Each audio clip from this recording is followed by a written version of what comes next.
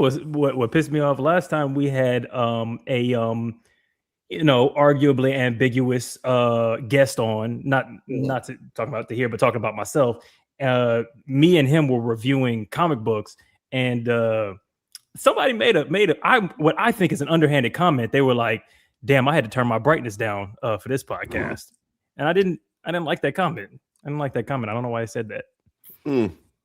Were they trying to say that there was a super white conversation that y'all were having, or? I think they were just implying that it was the least amount of melanin and on the podcast that they had seen, and the lowest curl pattern, I guess you would say, like high up on the alphabet.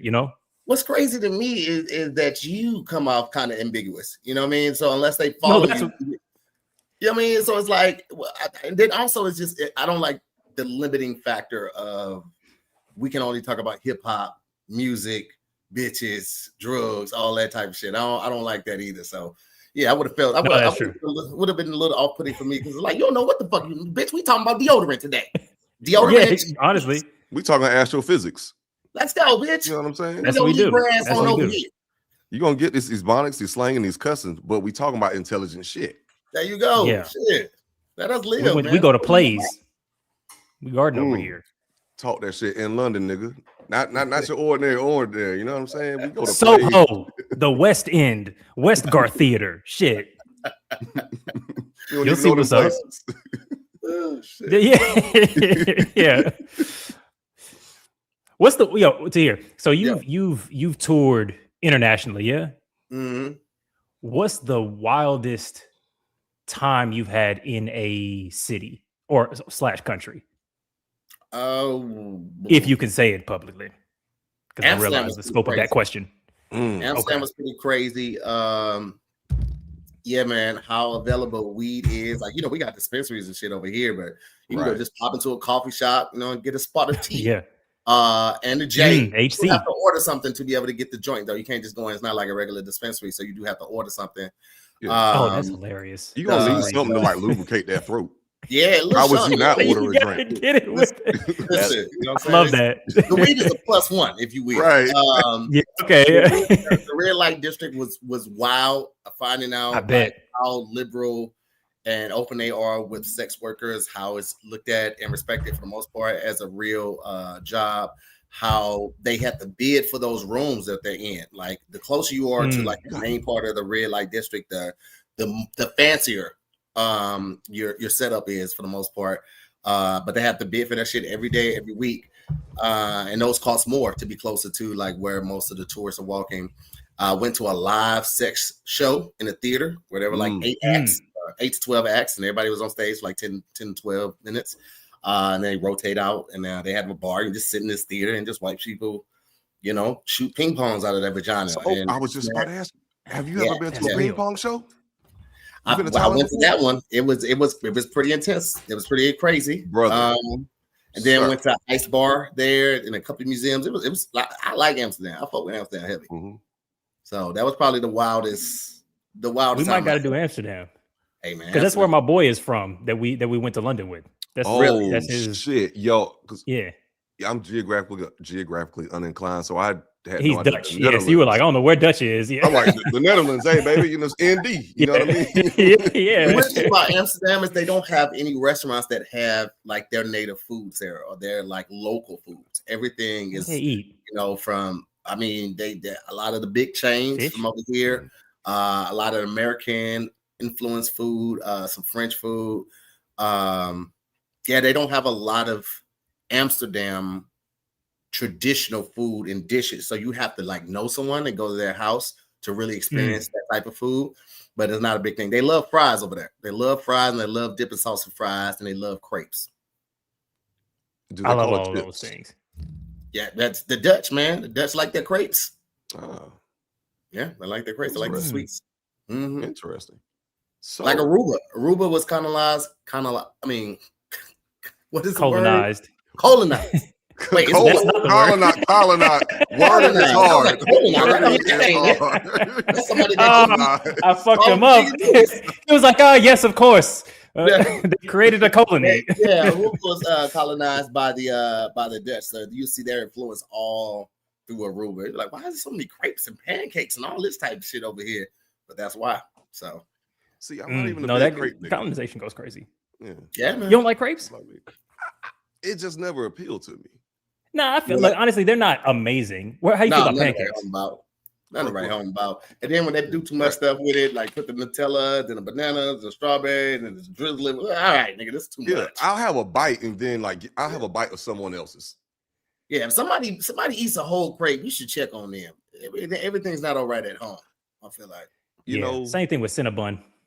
Yeah, hey, if somebody's polishing off whole Cinnabons, nigga, they ready to lose their legs. Ain't nobody doing that. Yeah, cautiously. They wasn't using them. 60. Yeah. Exactly. It's an addiction. It's a problem. Like those are early signs of potential diabetes or just, mental illness. Yeah. You heard it. I do. You know what? I do. I do. This is not medical advice, everybody. Welcome to everybody to Waving the Red Flag. The number one incorrect medical advice podcast in the universe. Welcome everybody from Tahir's stream, because I see some folks in there that are making comments that I know are not from our listeners. Right. So welcome everybody. Yes, I'm not Michael. I'm not Bruno. My name is Edward. It's very nice to meet you. My co-host here is Joshua. Thank you, Tahir, for coming through. They're crying me in these comments. Hold on. Bruno Mars and Michael Jackson had the baby. Yo, guy in the middle. Yeah, that's definitely some of my folks right there. Yeah, what up? Yeah. What's up, Mobsters? How y'all doing? It's been a minute.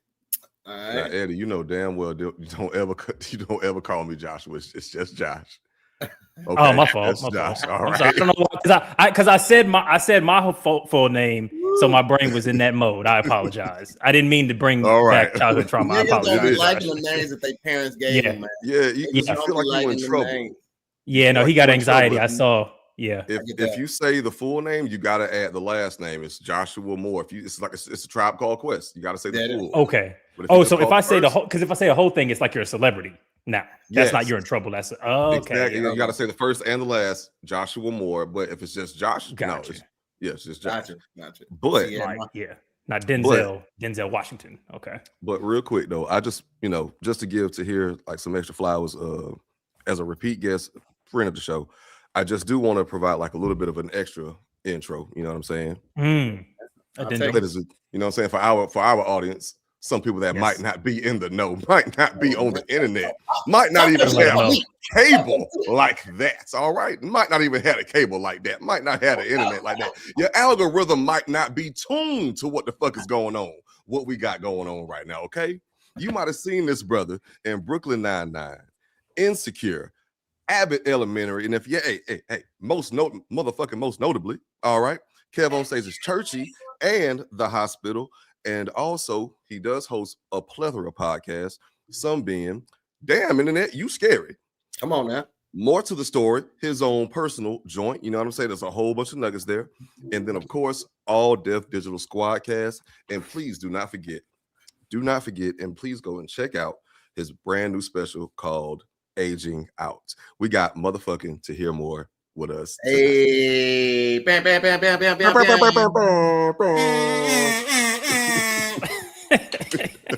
Yeah. Glad to be here. Glad to be back with proper lighting and everything to make sure I got a good show. Yeah, no, glad to get because you did show up filming from a closet last time. Inside of a hotel. That's what it felt like. It's necessary. You gotta look the work, no matter what, you know what I'm saying, rain, sleet, or snow, like the postal service. Wait, because I just rewatched Insecure maybe like 6 months ago or something like that from the top. Mm-hmm. I'm trying to remember because I remember a moment where I was like, oh yeah, there he is. Where were you at? I'm trying to remember. We were in the strip club on the finale of season 1, and then on like the first or second episode, we were in a bar. It was me and Neil talking to Jay Ellis, and then there was that one episode when we were at the Hollywood Memorial, or no, Hollywood Forever. What is that thing called? Graveyard, when we were watching the movies and stuff like that. And I was laying on the blanket. And there's a couple other scenes. I can't remember them all. But yeah, that's such a classic show, man. Such a classic show. What was it like on that set? Man, it was great, man. You know, like I'm working with some of my friends, like me and Yvonne. We came up together on the circuit.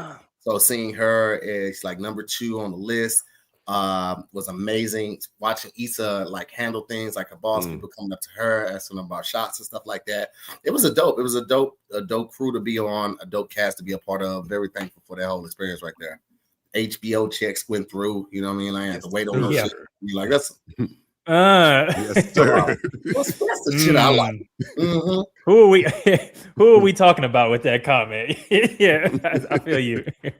I would never. Yeah, okay. No, not at all. Yeah. Not at all. Some other network. The shit cleared on time. Yeah. Okay. Paywall, yeah. Because look, a late check is better than no check. So I still want the next one, even if it's gonna take a second. Yeah. Absolutely. So I ain't gonna fuck it up, but at the same time, there are certain people I would never work with again. Oh, man, that's I feel like what's your, because I know there was, and I'm not gonna goad you into any kind of gossip type shit.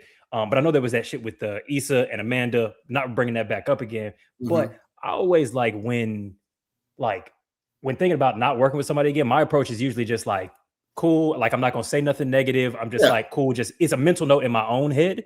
Yeah. Other people are a little bit more like, I need to tell other people. Cause sometimes a warning is useful in industry. Like, not putting somebody on blast, but like, hey, you might want to be careful working with this person because they will do X, Y, Z. And you might want to know that. Which I always appreciate sometimes because it's definitely steered me away from danger. Somebody being like, oh, this person has this. And I'm like, can you say who? And they're like, this person. I'm like, okay, cool. I'll pick somebody else for this project. And it just, I was always glad for that, Yeah, when I'm dealing with my friends or people I came up in the industry with, or we started around the same time doing comedy, I definitely give them the real, like, yo, I'm doing this show such and such here, but what's that look for? I'm like, they smoke crack. So, well, your shit might not be on stage. It's like Boosie said though, because like you have very functional crackheads. Crackheads live for a very long time. Yeah. So if they're because I didn't think about this until like Boosie said it, and Boosie might tell you he'll tell you the truth, but he don't tell you a lie because he was like, you ain't the fentanyl is different. Like, you know what I'm saying? They hit that fent, dead. Yeah. Crack, they be around for 30 years. Now crackheads, we know what they do, but we also know what they're capable of. Yeah. Good and bad. They are, listen, if nothing else, they're innovators, they're great salesmen. Highly motivated because they smoke crack. Highly motivated. If not Employee of the year,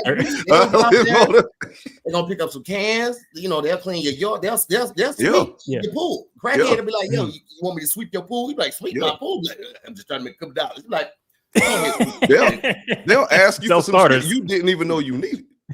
Like, the fuck? But actually, now that I think about it, how much you need, player? Nigga asked me the other day, he's like, you need some bicuspids. Like, wait, what? Some bicuspids? Human ones?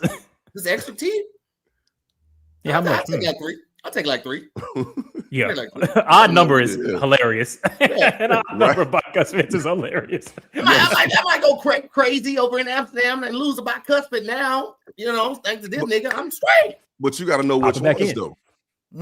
Is it 23, 31, 14? You got to know which ones. Oh, orthodontist over here. Yeah, it's levels to it. Touche. I didn't think about that part, right? That's how I said 3. I figured one of them gonna fit. That's a good point. I can't have you going out bad like that. You know what I'm saying? Like, I appreciate it. You know what I'm saying? I was just going with the average of numbers. You know what I'm saying? The percentage of average. So I should be straight with one of them. Is what I'm saying. Yeah, 1 out of 3. The odds are in your favor. Yeah. The clear fingernail polish. He walking around with. He walking around with molars in the front, like chewing the shit out of some food. That's the front too. Nigga just kind of hold with. Damn, shit, what kind of special food shit up good. Hey, watch out, my boy. This is what they doing in Amsterdam, baby. Right.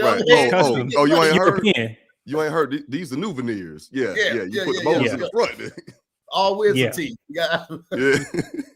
Call it the front end, back end. Yeah, no. Yo, okay. All right. No, go ahead, boy. Okay, because I was gonna shift it to like hold on real quick. We got to give a quick shout out. Sticker Pool. Yeah. Thank you.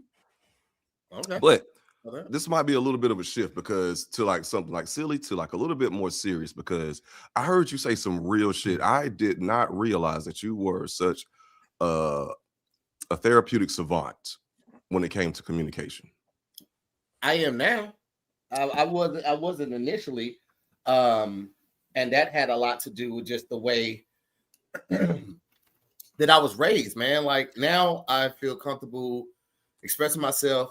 I feel comfortable being transparent and honest and forthcoming with my partners, with my friends, with my business partners. But it was not a thing that I just naturally did. You know, I was raised in one of those families where you didn't talk back. Kids are better at being seen than heard. If I asked many questions, I got in trouble with my mom. Growing up, I saw her get beat when she would talk back to my sister's dad. And I went to school in another city and state than I lived in. So I couldn't call trouble at school because somebody might not be able to get over there to get me. And also, like, I can't get my mom upset. My mom was a school teacher. She was taking a risk by making me go to school in St. Louis, or encouraging me to go to school in St. Louis, but we lived in East St. Louis. And I went to magnet schools my whole life. So I went to gifted schools, math, science, and technology. And so I remember my first class in geometry, because we supposed to start in algebra. I got bumped up to geometry. And I was asking my teacher about, I think maybe proofs or something like that. And she looked at me and she was like, "You sure you're supposed to be here?" And from that point on, I never asked another question. Wow. Like in class, I never did it because of the prior trauma that I had already endured. It made me feel like I had to infer everything. And so asking questions became a thing of the past, and I just inferred everything, which can be helpful in certain situations, but also very destructive in a lot of other situations, because when you infer, you are moving on context clues and what you think can be based upon prior situations that are completely related. They could be based upon prior situations with different people who don't think the same, don't move the same, don't require the same thing.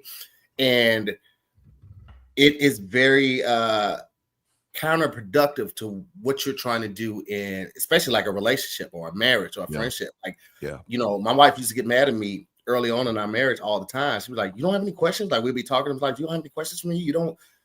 I was like, "No, I'm good." Because I inferred what she meant and what she was upset about, and I'll just make sure I won't do that. Versus like, I actually do. Like, I don't understand why X, Y, Z, or could you explain this more, because I think I get this part, but what I got from this was X, Y, Z.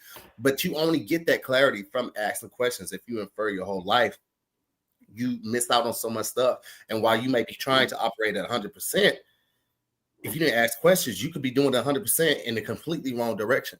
And so it wasn't until therapy that I figured out that trauma and like was able to identify it and then start to work past it. But it took a lot of rewiring, because this was a learned behavior that I've been doing 35 plus years, you know? So. So for two things. One, the reason why I brought that up, because you said some real shit. And again, like, you know, we talked about this before we hopped on live, but for the people, shout out to Decisions podcast. Go check out to hear more on that. Great episode. But to hear you said some real shit on that I wholeheartedly felt and agreed with, and like it really touched me, because I was going through like the same thing. I never had the words to actually describe it. And you said that due to your upbringing in terms of relationships, conversation often sounded like conflict. Like you would often associate conversation with conflict.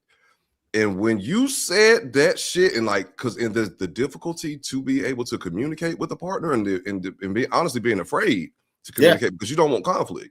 Yes. Like, I don't want to fight, so I'm not going to. Ties into what I was just saying. Yeah, like asking questions. If I grew up getting in trouble if I ask questions, then that's what I'm going to move forward with. I'm not going to be forthcoming. I'm not going to be inquisitive. I'm not going to be curious. I'm going to infer what you said. And anytime somebody's like, "Yo, we need to talk later," or "Yo, I need to talk to you," like, I mean, the anxiousness was overbearing. You know what I'm saying? And growing up in a household that regularly saw domestic abuse, you know, I just associated any type of communication with conflict. And so, early on in my marriage, me and my wife were like have a conversation. If voices got elevated, I shut down. Yeah. If she stood up or anything, I shut down. And versus taking a beat and then coming back to it, or just being mature enough to say sometimes you get emotional when you're talking about things you're passionate about. Doesn't mean that person doesn't love you. Doesn't mean that person is out to get you. Doesn't mean that person is trying to sabotage anything. They're passionate about what they're feeling, and this is so passionate that they needed to bring it to you to make sure you understand that this isn't okay, or this is what they need things done like, or whatever the case may be. But when all you hear is elevation of voices, and then from trauma, that what follows that is physical abuse, of violence, or people getting put out, or whatever the fuck. Yeah, worst case scenario. I would shut down. So I was not good in those situations. And like with friends or coworkers or anything like that, we got into it. I just never talked to them again. Completely cut them off. Completely ghost them. I ain't going back and forth. I don't need to give you the reasons why, but we just will never see each other again. Yeah. Blocked. Yeah. Simple as that. So yeah. I live both sides of that coin. Like low key. It's some friend because like my upbringing was not as I don't have the story you have like at all, like even half of it. Because if you know Tahir's story, like it's wild. Tahir even said himself, like, you're talking to like one of these therapists, like they said, damn. Yes. You know what I'm saying? The intro. Yes. Yes. But yeah, like because I've lived like both sides of that, and it's just it felt really good to hear, like, especially like another man say that, especially someone who I've been following for like years, and I now have like, a chance to finally like speak to you. To say that, and I can relate wholeheartedly, because like there was a legitimate fear, because like I have literally never heard from when my mom and my biological dad were together, like I was like super young, like 0 to 3 or 4. My earliest memories was okay, but I specifically remember when they got into like a huge argument, and like it was like one of the worst days of my life at that time. Like it was just bad. And then like when my mom and my stepdad got together, they were really cool. Stepdad, like my real dad, but I never really heard them like actually work through problems. Anytime they had a problem, it was conflict. So I never so again, like that association, like conversation to work through something, i.e. equals conflict. So that definitely did make communicating in relationships way more difficult for me, because that's kind of like all I knew. And I'm just trying to fix myself to not have any conflict, i.e. not communicate, which turns into being not communicating. That's definitely true. And I think it's, I've seen shows, and well, first of all, let me say thank you for sharing, bro. I appreciate that. And just to reinforce it, there's safety in community. There's love in community. So when you find out like you're not the only one that went through some shit, and somebody that maybe you respect or you look up to went through some shit and they're doing all right, then there's hope for you. You feel like a little sigh of relief, because community means that, you're not alone. Your horrible situation, or this unfortunate situation, or just this different upbringing didn't change you so much that you are completely isolated from the rest of human beings, right? There are people that move, think, and believe like you do. So that community is very important. But I also think that it's important when women or men or people just dating ask these type of questions, like, yo, like, what was your upbringing like? Like, how were your parents? Was it loving? Did they get into it? Like, because then it can give you some insight to how that person may handle conflict. It's a lot of stuff we don't think about because it's shit that comes up on the fly. But these are very important questions to ask a potential partner, because aside from the trauma that I experienced growing up with communication and how I associated communication with conflict, I didn't have any reference for a healthy marriage. Yeah. I had no references for a healthy relationship outside of my aunt and uncle, but they were super religious. So I was just like, I kept them together. But like seeing people work shit out, talking, like sitting down at the table, emotions may fly, but at the end of the day, they love each other. And seeing that, never. If it wasn't on TV, I had no reference for that. So when it came to like getting into it and trying to work some shit out, I don't know what the fuck I'm doing. I'm flying blind. I have no reference to anything that you want from me. And I think women are just inherently better at communicating I think they use their words better. I think they're able to tap into their emotional needs and their wants and requests a lot better than us, because a lot of guys were not encouraged to express themselves. That's not the key only part were right we there. not encouraged, we were actually discouraged from doing it. Exactly. Even That's from a child labor. Like, I've Yeah. said this before, like, women live to love, men love to live. We weren't encouraged to express ourselves even as children. When you failed as a 3-4-year-old and you was about to cry and somebody was like, get up, you're a big boy. Big boys don't cry. There's nothing wrong with you. We couldn't even fucking cry. Right. As a baby, I can't even express it. I'm hurt. It's like that shit starts so I'm teaching young. him to be a man early. You know what I'm saying? This baby not manly enough. Yeah. I can't walk.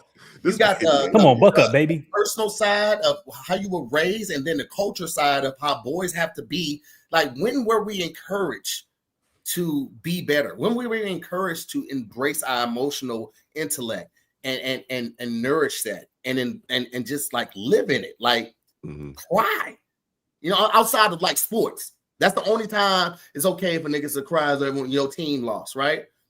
You don't even own this team, nigga. Nope. But I can't cry about heartache.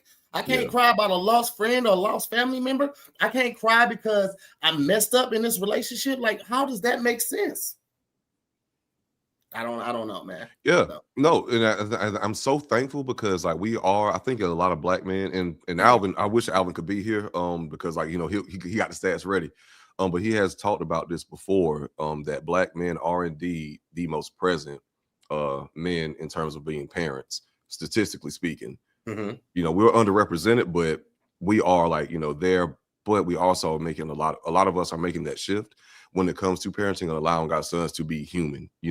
Allowing our sons to, or allowing our kids to just be babies, to be able to give them the grace to cry, to give them the room to do that. So I do love that we're making that shift. But absolutely, like us growing up, all three of us growing up, we all got stories like, nigga, get your ass up. It's crazy because I feel the old me in the way I was raised and the way I moved out early and like just had to get up and go. I felt that, like, me laying that down on my daughter her entire life, right? And for me, it was just I wanted her to be ready for the world, right? My daughter, very funny, but introvert. She don't really be fucking with people like that. And she's very, very cute and got these long hair. She's tall, and I'm like, you ain't finna just be relying on pretty privilege, baby girl. I'm not gonna let you do that, right? I want you to have good work ethic. I want you to have some gumption about yourself. I want you to be ready for the reality that the world can shit on you at any given moment, right? And so we just moved to this new spot, and when we moved here, she had to quit her job at Target, and she's been looking for a job for like a little over a year. She recently just got one, but a couple months ago, we went to go see Superman when it first came out, and we were talking about how the rebrand of the movie is just soft, and I was like, yeah, they made it for your generation. This nigga's soft. Christopher Reeves would never be fucking flying and go save a fucking squirrel. It's a squirrel, nigga. It's people falling out of the building. You worried about a motherfucking squirrel, right?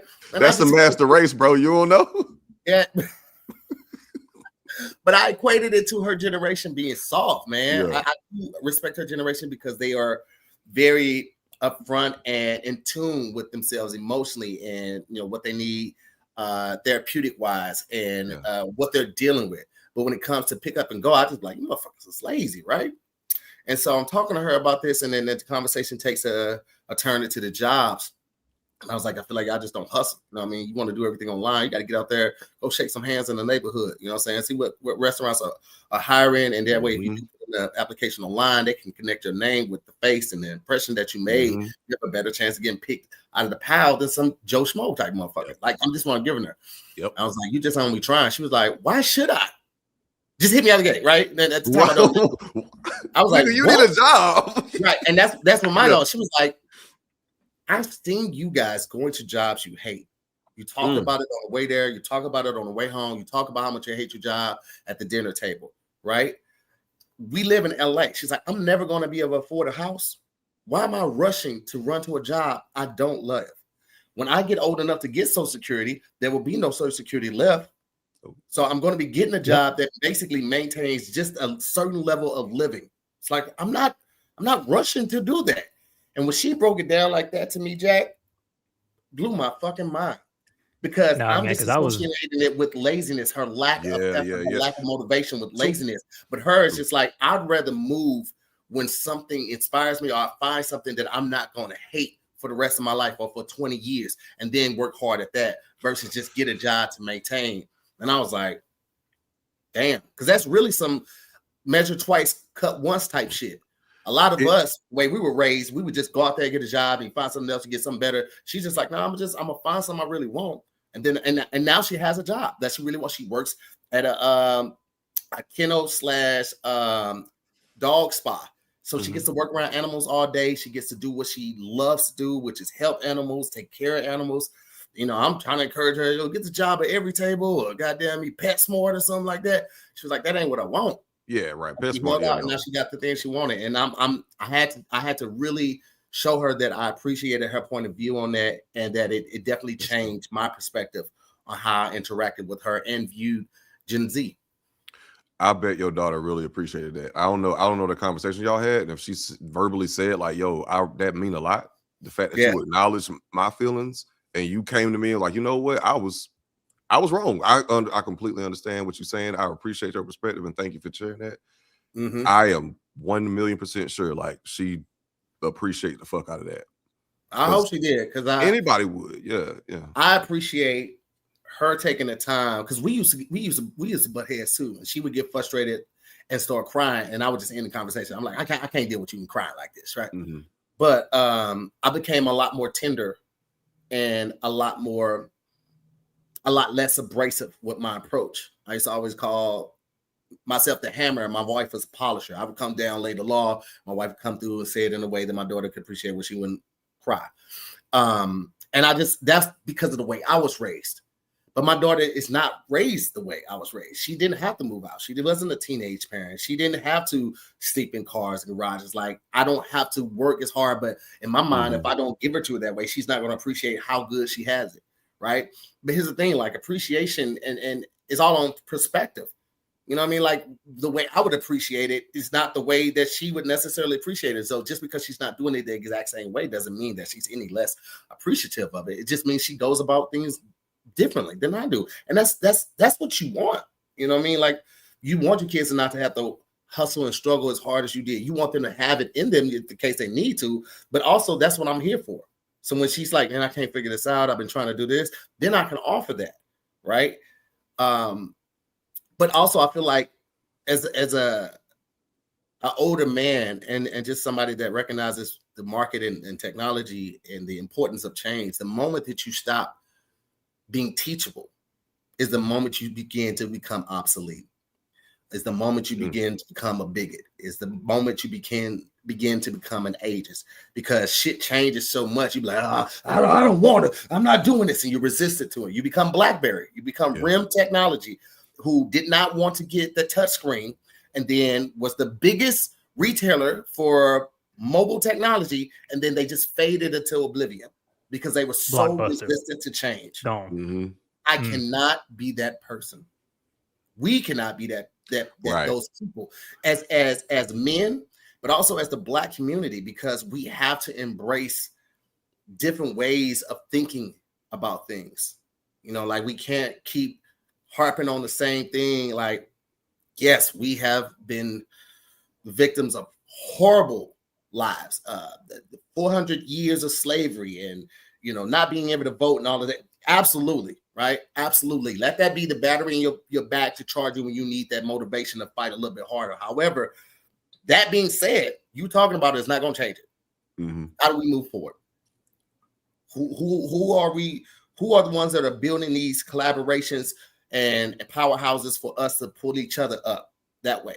We can't just keep saying, well, if y'all wouldn't have done this and all of that. They did it. Now what? We still need to thrive. We still need think tanks. We still need another Black Wall Street. We still need Black banks. We need Black capital ventures. We still need our own stuff. So we can't just keep waiting on somebody like to look out for us. We got to do it ourselves. Yeah, absolutely. I 1,000,000% agree with you. I think it's just so of course it's one of those things that's like a lot easier said than done. Unless you got a nigga that, you know, just is ready to do it. Like, yo, I got the capital, I got the funds, you know, I just need the people. No, I'm not saying that it's easy for us to like just figure it out, but I'm saying like the small things that we can do, you know, beefing with somebody from your own city and y'all both from somewhere in Mississippi, that shit don't make no sense. You know what I'm saying? Like it don't make no sense. Like y'all live don't have 2 blocks away from each other. Yeah, talking about. I be trying to like, even when I'm not on a homie show, if they got a show and it's in a city that's different from where I got a show, I'm still gonna post it to my stories, especially if I fuck with them.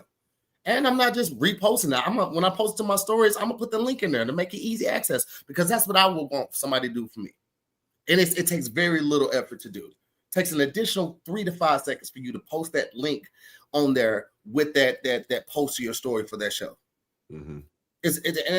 Sometimes they don't even know that I do it, but I do it because it's going to take those small changes. The same way I went through all of those things, and it shaped me into becoming a person that was not a good communicator, not thorough in communication, inferring instead of asking questions.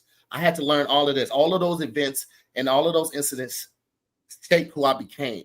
So now that I'm trying to rewire everything, what I'm doing now is going to reshape how I move, how I conduct myself, how people view me as. And over time, it's going to spread to my daughter. It's going to spread to more of my friends. It's going to spread to more of my coworkers and friends. Like, they're going to get that, like, this is how we change it. It ain't going to be immediately. It ain't going to be in a year. But, like, smaller changes that we make, the way we don't view each other as oppositions. And this could be a collaborator. And this could be somebody that, you know, I can just support from afar because I like what they're doing. It's so many podcasts out that I really fuck with. Deontay Kyle. Grits and Eggs. You know what I mean? Like, come on, man. Like, I don't speak as well as he does when it comes to that motherfucker good. He's good. The shit that he addresses, he does it in a very approachable lane. Like, you feel like he a real nigga, but also he's an intellectual and he knows the shit, and he will have a conversation with somebody, but he ain't trying to convince somebody who, you know, if I know you're a racist, then what we need to have a conversation for? I'm not going to change your mind on how you view black people. He's not going to waste time with those that don't want to be taught. And I respect that. I like what he does. And so I repost his shit. I share his shit. I comment to keep it in the algorithm. That's me supporting from afar. I don't know if I have something to offer his podcast. They don't do a lot of guests, but I still want to support this brother in any way I can. That's how we continue to win. Yeah, absolutely. And I mean, just with Deontay Kyle, because like he is, I mean, we talked about him before in the podcast, but like he kind of is like, I hate to use a Django reference. I forgive my age. He's like that 1 in a million niggas, goddamn, like, because he's good, because he's a real dude. He's solid. He's real. But he has a way of communicating effectively that a street dude to like a corporate dude or to a CEO that's black who is still in contact or touch with a blackness can like fully understand what he's saying and can come to the table. And plus, he also reads, for one. He does read, and he researches, and he also does community work. So nothing but love and respect. You know what I'm saying there? Absolutely. I feel like we all had somebody in our family. I had an uncle like that was very like pro-black, prolific, well-read, all that type of stuff. But he didn't have social media at his fingertips the way we did. Maybe if he did, he would have done more with it. Maybe he wouldn't have. But Dante is a person who's definitely done more with it and has continued to do things with it. And I think a lot of us relate to him because he reminds us of someone we knew or grew up with and we respected. But at the time, we was just like, all right, nigga, I don't know what to do with it. I'm sick. Just trying to ride this bike to the candy store. Hey, my brother, do you understand? You are on 4 wheels right now when you could be on 2. Do you know what the white man is doing to you? I don't know, nigga. I'm on the monkey floor. I'm actually not sure. I want to go back to swinging. I don't know. So, that's you know, I think it's dope brother, man. Yeah, for sure, absolutely. You know, and cause I mean, he buddy all over the goddamn place, like highly demand right now. So we love to see it, especially a black man, especially like that, coming from where he come from, Atlanta native, all that good shit. We love to see it. So we definitely like want to support people like him and want to have more voices like that. And I do wholeheartedly agree with you again. Like, we do have to come together more. Like we have to have a mindset of coming together, because I'm not gonna hold you. Like I live in Atlanta as well, and I've spoken about this at some points, but like I feel like the way the state of the country is going, there's actually less Southern hospitality going on. Yeah, like it's not as like, I mean, niggas been niggas since 93, but it seems to be getting like more and more like, I don't know that nigga, I don't fuck with that nigga. Fuck him. Yeah. And like these are my neighbors, like, you know what I'm saying? Like this be dudes like, you know what I'm saying? I'm like, hey, what's up, bro? They just, and so I have to return in kind. Like I have to mean mug and you don't want to come off sweet. Yeah, exactly. Because ain't shit sweet around here. Yeah. But at the same time, nigga, we could be cool. Yeah, you know what's crazy, bro? Like I spent a lot of years doing that too, and for many years I stayed in Glendale, which is like all Armenian. Like I don't even know the black population in Glendale, but it's small as fuck, bro. So much, in fact, when the cops would be driving around and stuff, I knew they weren't looking for me, because I like the Armenians was Glendale has scammed so bad that they're the only LA County city with their own scam department. Everybody else uses LA or Los Angeles police department. They have their scam department. Glendale had their own. That's how crazy it was. I knew they was never looking for me because I wasn't doing none of that bullshit. However, I used to walk or jog in an area, and I remember like I would be like giving somebody the head nod, and they would just look at me, they wouldn't give me nothing back. And I was like, fuck this motherfucker too. And after a while, I started thinking about, like, man, I'm really letting these folks dictate and change my attitude just because they're not speaking back. Like, am I doing it to be the person that wants to put the energy out in the world that I want to receive, or am I doing it for the return of it? Because sometimes when you're doing something to like change the energy around you, it doesn't happen immediate. Mm-hmm. But if you let their actions or their inaction of saying hi back to you, now you're up there mean mugging and fuck this motherfucker, shit like that, they won. Toni Morrison said it best: when a man angers you, he conquers you. And so it's like, I have to remember why I'm doing it. You know what I'm saying? Why I'm trying to be better at communication, why I'm trying to be better at speaking to people, why I'm trying to be better of doing things with people with no ulterior motive, like no hidden agenda. I'm not doing it so they look out for me. I'm just doing it because, like I said, we got to support our own. And that's how I got past that same thing that you were talking about, people not speaking. It was like, man, nigga, I don't always want to be tough. It's exhausting and kind of walk around with your mean mug and nigga, nigga laugh, joke.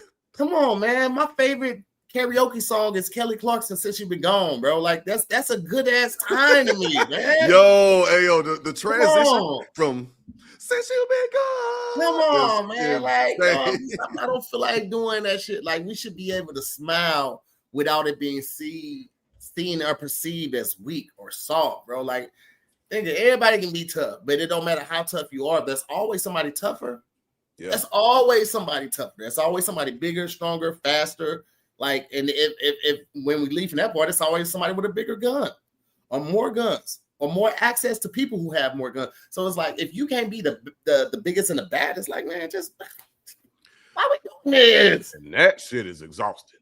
Yeah, if you really about it, like you were really a warrior, like hell no, like you said, it's always it's exhausting, man. Yeah, and then you got to keep that energy when you see that person. I don't like this nigga, and try to brother, you let it go.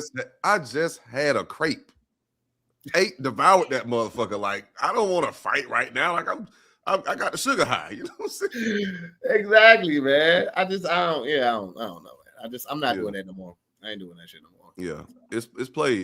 I guess it's just it's ego at the same time too. Cause like like you said, you don't want to appear soft or whatever, because hey, everybody want to be like, ain't shit sweet right here. I got a gun, whoop, whoop. But like, we still black men at the end of the day. Or hell, even with some of the black women around my community, like they fucking like just there's even a little bit of a weird vibe there. But I just should take it upon myself to proactively speak, smile, say, hey, you watch anime? I don't know, some shit I don't fucking like, whatever. Come on, man. I love the black people coming out saying that they love anime. They've been watching anime, man. It's a beautiful thing. I think it's a way our culture can continue to expand. And I really feel like you know, like I think one of the best things that you could do is like learn from a culture, not steal, but like learn from it, like immerse yourself in that culture. You know what I mean? Like you go to Japan and you see there ain't no trash cans, you know, you got to hold your trash. This is how they act over here. This is how they move. They ain't talking all loud on the subways. Shit, don't bring that New York shit over here.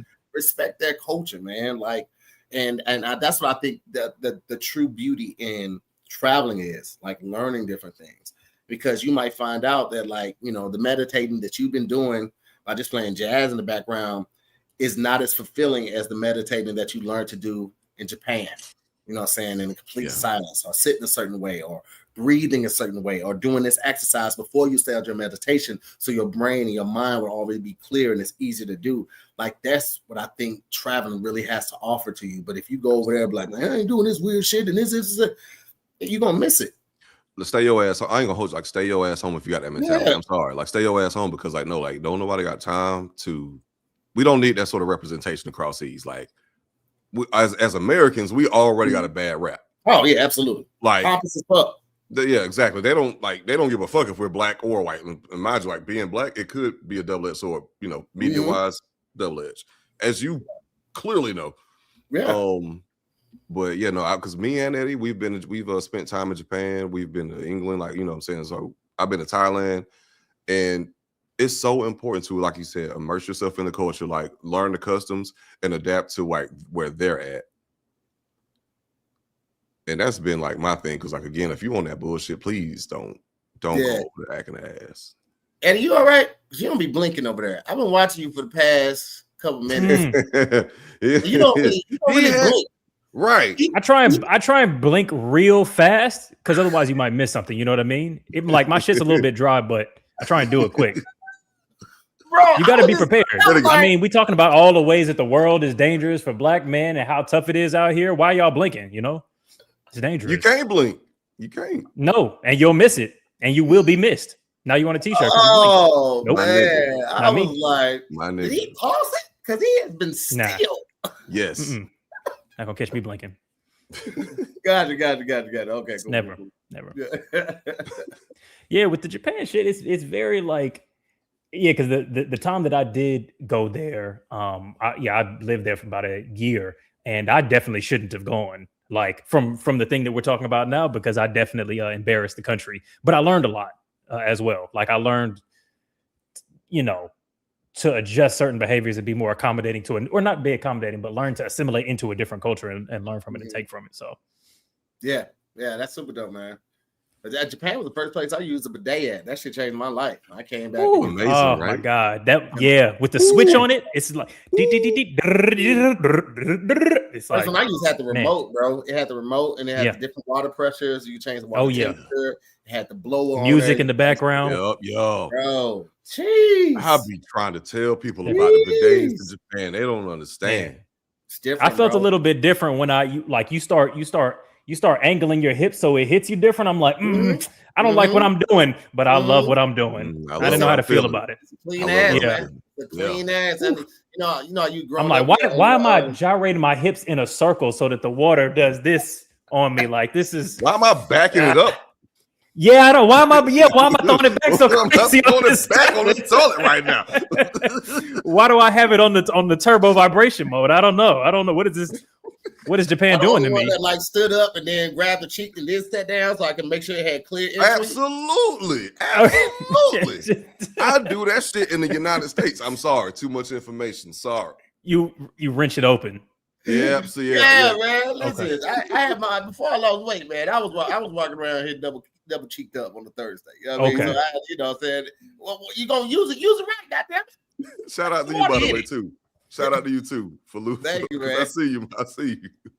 How much did you lose? What was your what'd you go from to? Total. 65 total. I went from 265 to 2. And then I float between like 198 and 208. So that little 10 pounds is muscle or going up and down and on the road eating that type of stuff. But I work out pretty consistently, anywhere from 4 to 6 days a week for the most part. Okay. What prompted it? And how'd you do it? Man, I wanted to give it one last shot. I felt like a lot of things that are holding us back in life have to do with discipline. You know what I'm saying? Whether it's the discipline to stay active, the discipline to change your diet, the discipline to stop drinking, the discipline to stop hanging out, like whatever level you want to get to next, the universe hears you, but are you disciplined enough to achieve it? And so I want to be a lead. All right, well, I need to look like a lead. I got to drop a little weight. If I don't want to always be the fat friend next door, I got to look like a lead. So I started walking, changed up my diet, stopped drinking mixed drinks, stopped drinking dark alcohol, stopped snacking, did a lot more fruits and vegetables, hikes 5 to 12 miles each time I go. And then I go to the gym 2 to 3 times a week. I did Ozempic for like 6 months. I got in, got out. You know what I'm saying? Got what I needed. Okay. He said all that. Just like, all natural. Plus the GMO. Why you trying to sneak it in? Hey, the niggas that 1 month free, baby. I lost 10 minutes. I lost 10 pounds in that first month. I was like, hey. This kind of effective. Oh, shit. And they was like, hey, we'll give you a discount code. And all the people that use this code, we'll kick you back a little something. I turned to Pablo Escobar selling Ozempic. You started. I was with my shirt all open. And like, so you want to get down on the team, huh? You want to lose weight? Man, I was giving out skinny turkeys at Thanksgiving. Hey, man, you know what I'm saying? I was out here doing my thing. You know what I'm talking about? But yeah, all of those things and then just sticking with it. Because come March, it will be a year that I had the weight off and I kept it off. So, you know, I was terrified of going back. You know what I'm saying? Even like, you know, certain places I couldn't go to anymore. You know what I'm saying? Go to 7-Eleven and the hot dogs just spinning, just looking at me like, hey, big head. How you doing? Been a long time. Listening. Right. It's been a long time. Oil. They just turning around. Been a long time. Yeah. I didn't forget about you. You forgot about me? The skin pop open, that cleavage starts showing. Yeah, I'm just here for a lot of tickets now. Don't be like that. Oh, you lost a little weight and forgot about me, huh? But yeah, man, I'm very proud of myself, but it just required a different level of discipline. And that discipline has spilled over to other areas of my life.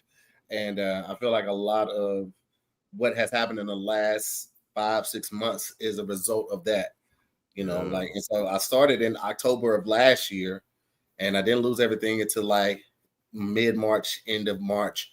And, you know, from then till August, you know, it was just quiet. But then come August, everything started, like all the shows came out and all of that type of stuff. So that's what I mean, like the change isn't going to be immediate, but once you stick with it and you install that discipline in your life, like you will see the change.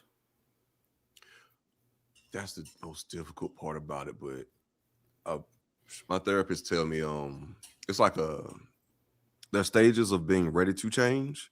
And when you get to that part, you have to be ready to change to actually change. So I love to hear that. And I'm still trying to get to that point to be like truly ready to change with things I want to get to. But yeah. Everybody wakes up to their own alarm clock, man. Yeah. You can't make a person wake up before they're ready to. You can try to help them, try to warn them, all of that type of stuff. But until they're ready to wake up, it ain't gonna happen. You know, and until I was ready to lose weight, it wasn't gonna happen. I love Pizza Hut. Nigga, I love a good deep dish Pizza Hut with some goddamn meat. Wingstop ranch on that bitch, and then I got the Wingstop like they changed the formula rub on that little bitch. Pizza Hut. But you know, the like 2005 Pizza Hut is not the same Pizza Hut we're getting right now. Yeah, nothing is. Something is the crust is a whole, because they were deep frying the crust or some shit back in 05. I don't know what they did, but it's falling off in my personal opinion. Grease is different. Like it's a different grease. Yeah, it is. A lot of shit is different. But it's still good as fuck, man. Yeah. Still good as fuck.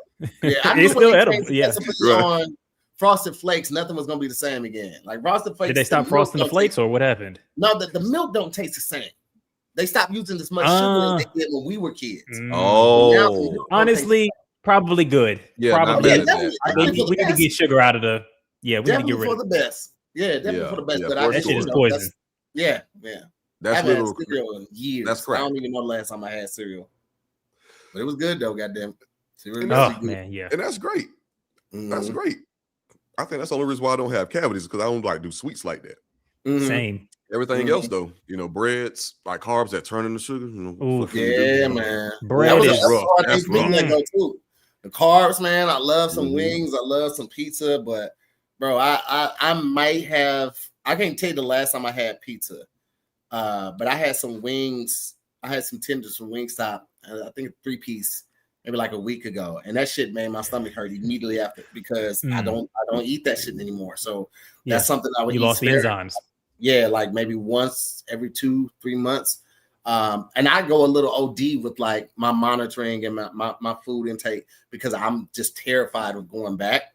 But I'm learning everything is in moderation. You know what I mean? Like you can do it, just plan. Like, if I'm go crazy tonight, I'm only gonna do it on this one meal, and tomorrow I'm gonna go an extra 2 miles on a walk or on a hike to make sure that I'm like actively monitoring that and taking care of that. Yeah. What do y'all think about the ecosystem? Because I like one of the things that I feel like is we kind of put, you know what, it draws back to that thing that you mentioned about your daughter, where it's like the first impulse is to go, in what way is the individual failing? In what way is she not going out for the job, whatever? And then she reminds you like, no, it's not just that. It's maybe not even mostly that. There's a whole bunch of stuff that's happening top down that's making it a different ecosystem. I feel like with weight, it's a lot of that. And I think it's going to end up being maybe even more ignored with the Ozempic shit. But what I'm getting at is I feel like these are America problems. You know what I mean? I feel like when you're living in a different place where if you go to a grocery store or you walk into a convenience store, they just don't have that super processed hot dog with the baby oil spinning for you.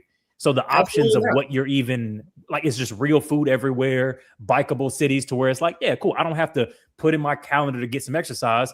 Let me just pop down to the store real quick on a Mama Chai. You know what I mean? I'm going to bike down there and then cool, that's some exercise. It's just the system ain't built for you to be swimsuit ready. You know what I mean? It's meant to keep. We are a gluttonous country. We love lavishly eating and overeating and having all the things. Like, you look at most Asian countries, they have a completely different diet and they eat a lot of carbs, a lot of rice over there, right? But there's still a ton of food. Bro, restaurants everywhere. Yeah, but like when I went to Berlin a couple years ago, and when I tell you it was the freshest breakfast juice I ever had in my life, like I drinking this orange juice, and it was like literally like if I had bit an orange and then it completely turned in my mouth. Squirted all in your mouth. I had orange juice. This motherfucking good. I never saw myself living in Germany. I never want to live there. But after that juice, I was like, nigga, Berlin is this every day. Great. It was amazing. The apple juice was the exact same way. The food tasted different. The fruit tasted different. I didn't feel heavy after. Even when I went to some restaurant, we had like the bratwurst and the beer. Even the bratwurst didn't leave me feeling heavy. And I was like, oh, it's different. Everywhere no itis is different. Brother, like no itis, hell yeah. Like that was like one of the things like in London, Japan that I noticed immediately. Yeah. Thailand, all them shits. Like, yeah, their food is of so much more of their food is of a better quality than ours is.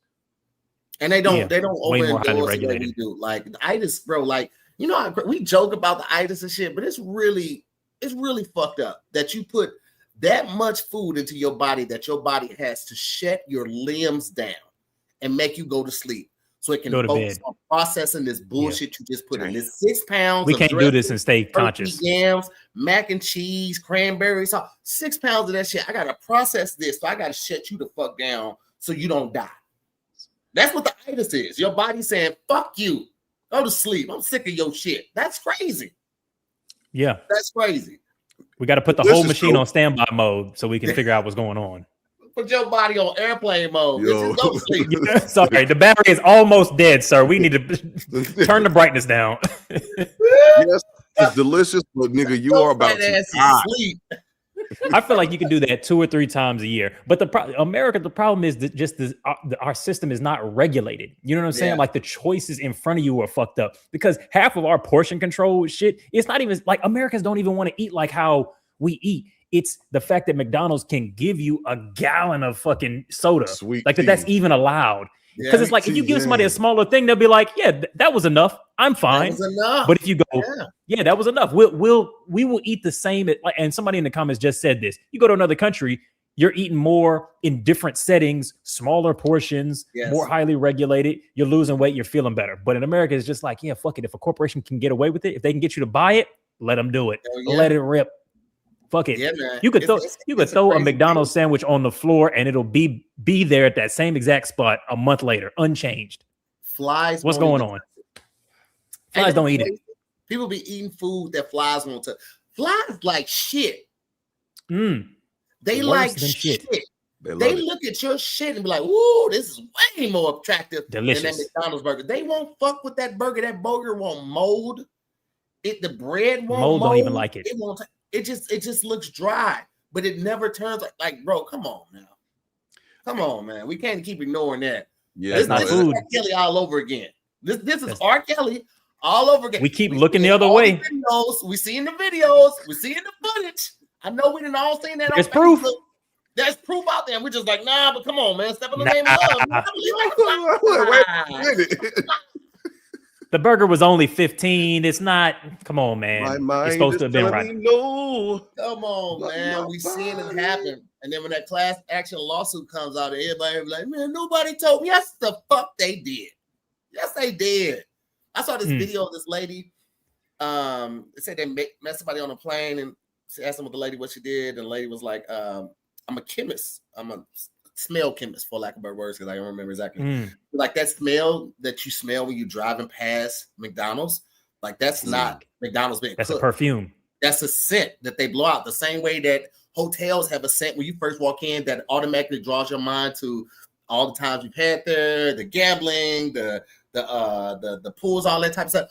It's the scent they put out, and when you get close enough, you can smell it. That is not the food cooking.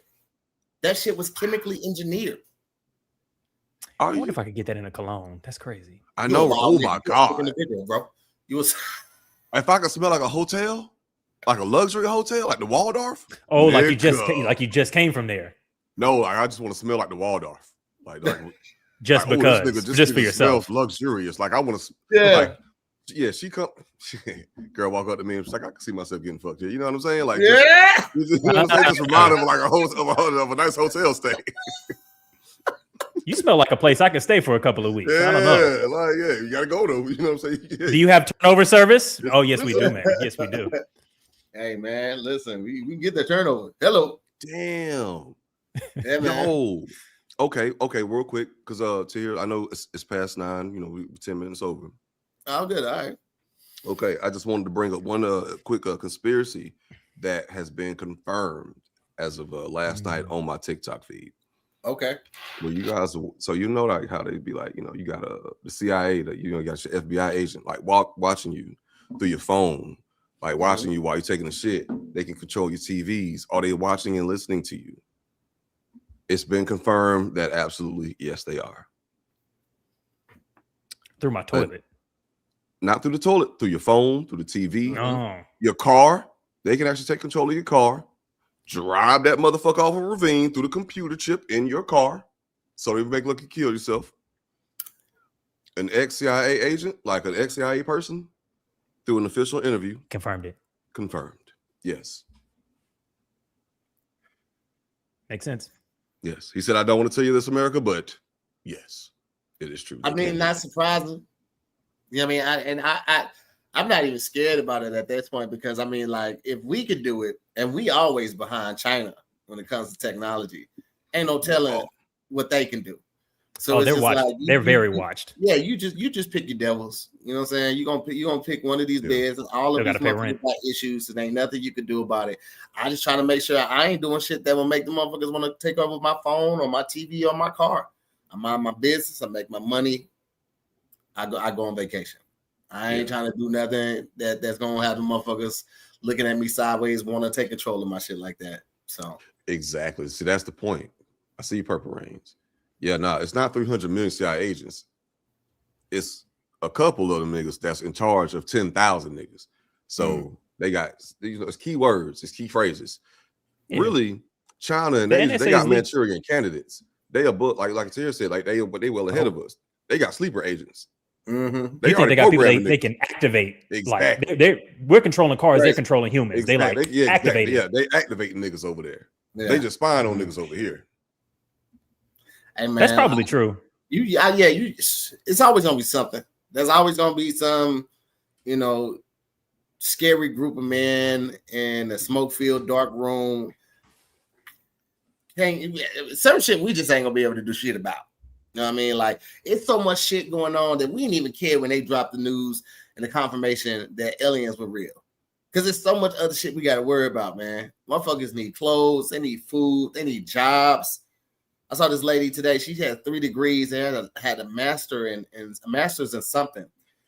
And she was talking about how she couldn't find a job. Yeah. You know what I mean? Yeah. Like, she said she got ghosted by 3 recruiters. She tried to sign up for the military. She got ghosted by the recruiters 3 different times. So she was like, when God tell you to be still, you just got to be still.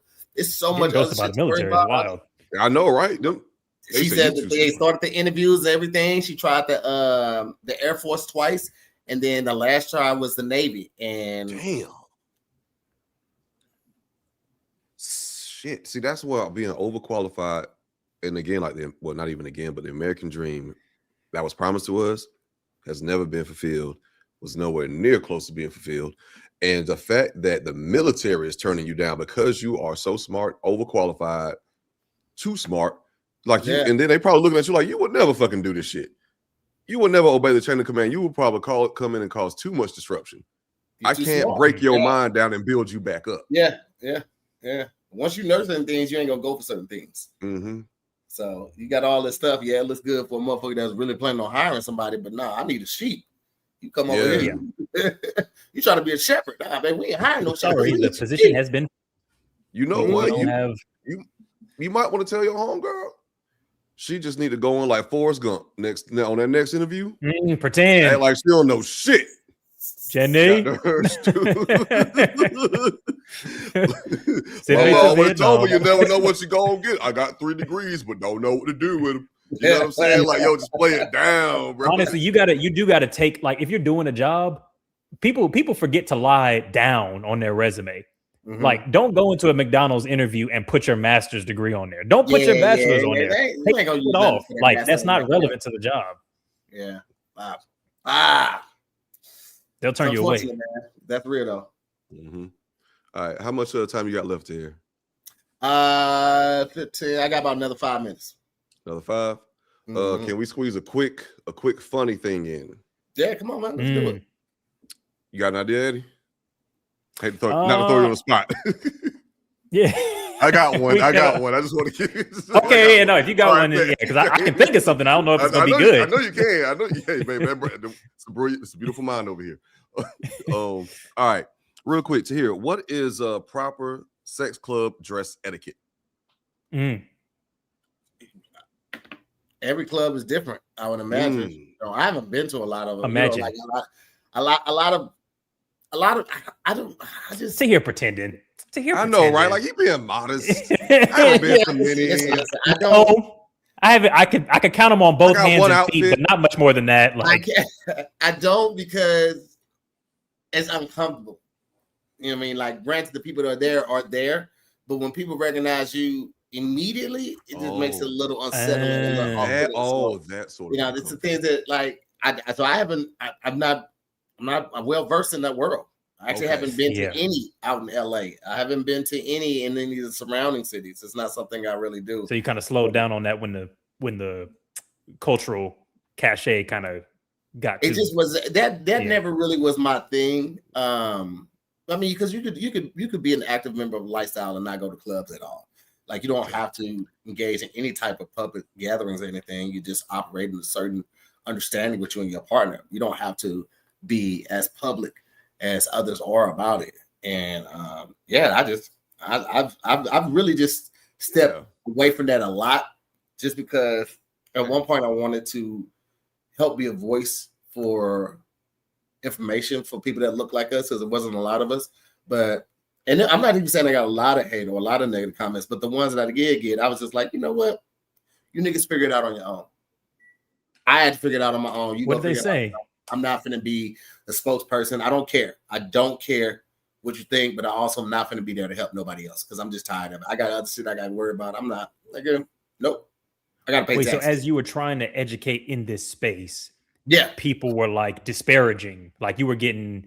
I mean, you always gonna get. You're gonna get. Of course, you're gonna get that. You're gonna get some. I mean, you know. What did they say? Southern Baptist people, that ain't what God intended. You're going like, ahead. how you know? The same people that were in the Roman Empire and all of that was having orgies and all that, like you're basing this off of books written by men. And I'm not, don't get me wrong, I still love my Jesus. I love me some good old Jesus right there. But I'm just like, I just find it interesting how people can, throw so much opinion on things that they haven't even done any research about. That would be like me, talking about a religion in disparaging ways, and I didn't do any type of research on it. You know what I mean? Like, it's always going to be something that we are objective to, and that's fine. Like, that's fine. I don't have to be the voice of the face for it anymore. So I don't even really talk about it anymore. Yeah. That's a small part of my life right now. This is a very small part. I'm more focused on these roles and these shows and new tours and all of that. I don't even talk about it no more, man. Gotcha. Okay, that's fair. Because I had there was a lot of other stuff I want to talk to you about. Yeah, man. I got another ball for that, man. Like, and it's, I'm an adult. Me and my wife can do what we want to, but at the same time, like, you do have to understand, like, from a professional standpoint, there are brands that are not going to be associated with you because of this. You know what I'm saying? Even if you're doing everything the right way, it's all about perspective and how society views you. And most of Middle America is, red-blooded Americans, who, right wing and like, even though the same lawmakers that are trying to control women's bodies are the same tied up on child pornography and all other type of heinous acts and shit like that, but still, so I was just like, you know what? It ain't for me. Let somebody else carry that cross. That ain't my cross to bear. I'm not that conflicted about. No, they need to know. Nigga, we have to look it up. Y'all look it up. I can give you some books to read. I would like the books because again. I ain't trying to go like deep into it, but like I am like curious into like the lifestyle and like maybe like trying like a different dynamic when it comes to like dating. And I'm not even like out. I'm not even I have literally not put myself out there in like over a year to even do it, but just getting myself together, focusing on myself, you know what I'm saying? Keeping myself to myself. You know what I'm saying? There you go. You know what I mean? Therapy, but it's just a thought, like, because like maybe dealing with bi women or just like understand like what the lifestyle is, or being around, or like finding where more sex positive people are, just to be around like people with different mindsets, things like that. So if you got some pointers, hey, let your boy know on the side. But I do understand when I'll throw some books in the chat on the DM or something like that. I'll hit you with some stuff. But I just right now, man, I'm focused on other shit. I ain't mad at it. Say less. Yes, sir. Eddie, you got that was a 5 minutes right there. That was it. It's your show. It's mine. Okay. Oh my god. So how do I want to close this bitch out? My brother. All right, brothers and sisters, theys and thems, non-binaries. Thank you for tuning in to another exclusive WTRF Live. All right, now you already know this. It's your boy Josh. It's your boy Eddie, and it is our good brother Tahir Moore. You know what I'm saying? First and last name exclusively on WTRF Waving the Red Flag. If you are not familiar with us, make sure you like, subscribe, comment in this motherfucker to support the brand.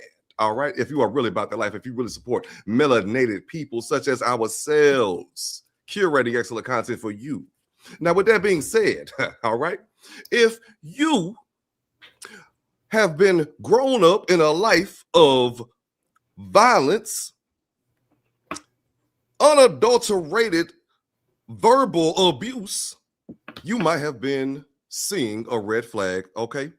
Now, if you go to the sex club dressed in basketball shorts and a tank top, not for the occasion, with your penis out and no Jimmy handy, then it is you, my brothers and sisters, that are waving said red flag. And again, non-binaries, they, thems, everyone is included here. So thank you all for tuning in. It has been your boy Josh. It has been Eddie, and it has been Tahir. Tahir, tell the people where they can find you at, what you want to check out, and what you might have in store. Hey man, just you can search Tahir Moore on any platform. I'll pull up TAHIRMOORE.